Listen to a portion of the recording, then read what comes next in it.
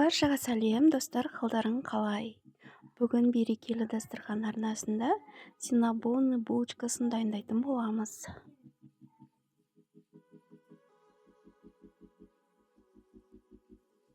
Бұл булочканы дайындау үшін бізге ең алдымен ұн, ашытқы, қант, ванилин, тұз, жұмыртқа, сары май және де сүт қажет болады.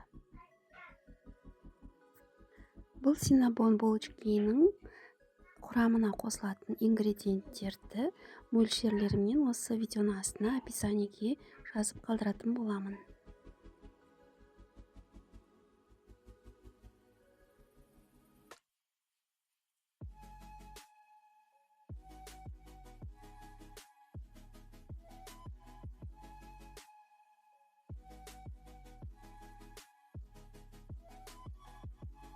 Достар, осы менің рецептім бойынша міндетті түрде жасап көріңіздер. Өте дәмді, өте тойымды, өте жұмсақ, бір жасағаннан әдемі шығатын рецепт. Менімен бірге болыңыздар. Видеоны аса лайк басып, комментарий жазыңыздар. Ең алдымен ұнымызды електен өткізіп, оған тұз, ашытқы, қант, ванилин, жұмыртқа, сүт және де бөлме температурасында жұмсақ сары майды салып, қамырымызды илейміз.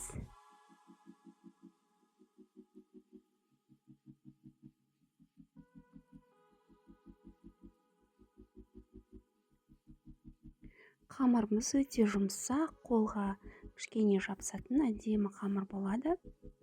Кішкене маймен қайтадан қамырды басып жіберсек, өте әдемі қамыр болады. Содан соң демалдырып, бетін жауып қоямыз.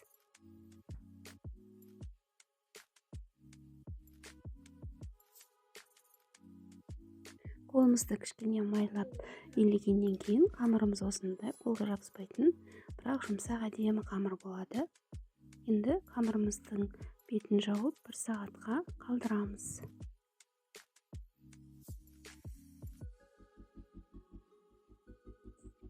Бір сағаттан кейін қамырымызды алып, оқтаумен жаямыз, 4 бұрышты етіп. Ұнды көп қолданбауға кеңес беремін. Сұйық маймен немесе кішкене ғана осындай ұнмен жаюға болады.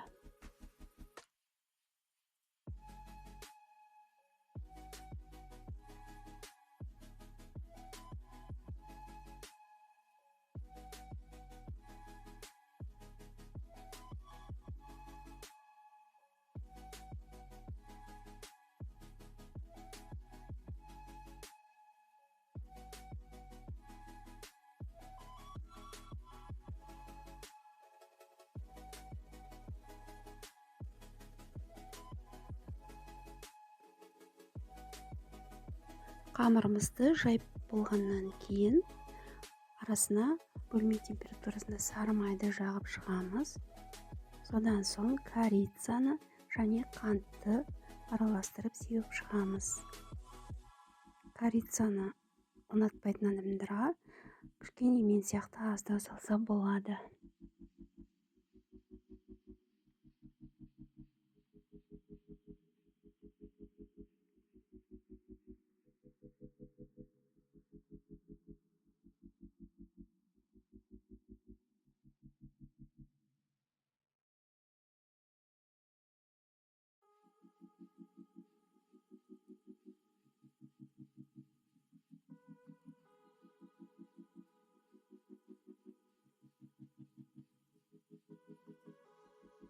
Енді қамырымызды рулет сияқты орайтын боламыз.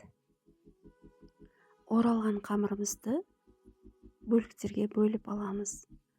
Пышақпен немесе мен сияқты жіппен кесіп дайындасаңыздар болады.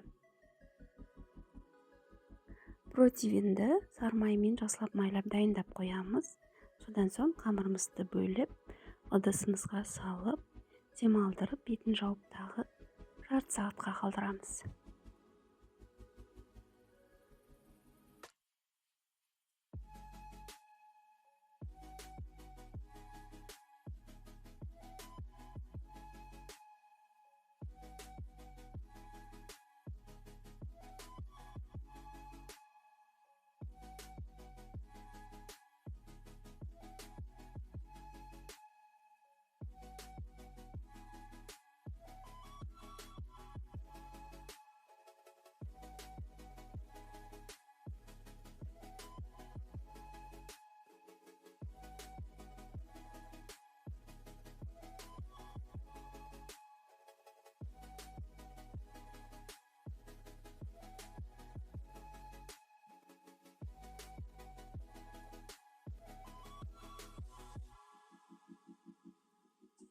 Осындай етіп бірдей бөліктерге бөліп ыдысқа салып демалдырып қоямыз. Біздің қамырымыз тағы да көтерілетін болады.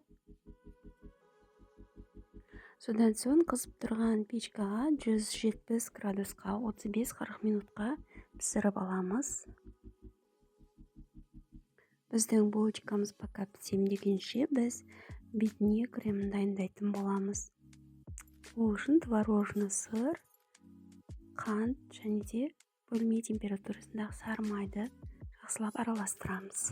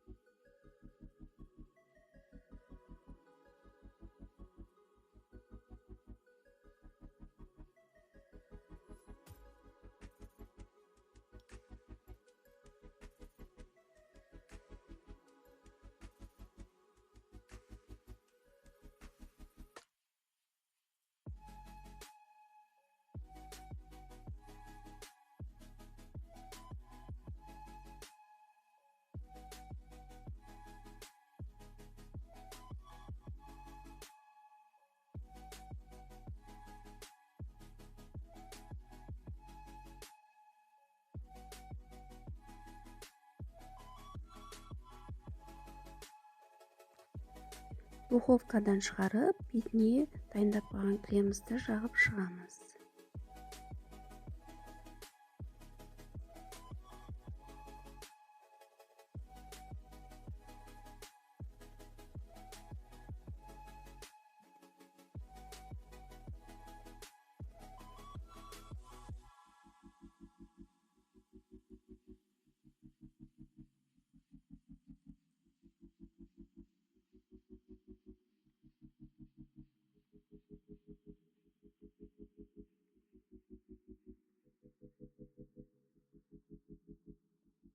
Достар, біздің синабонымыз дайын.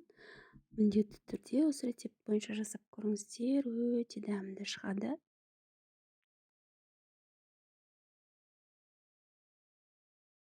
Видео ұнаса лайк басып, пікір қалдырып кетсеңіздер болады. Сау болыңыздар.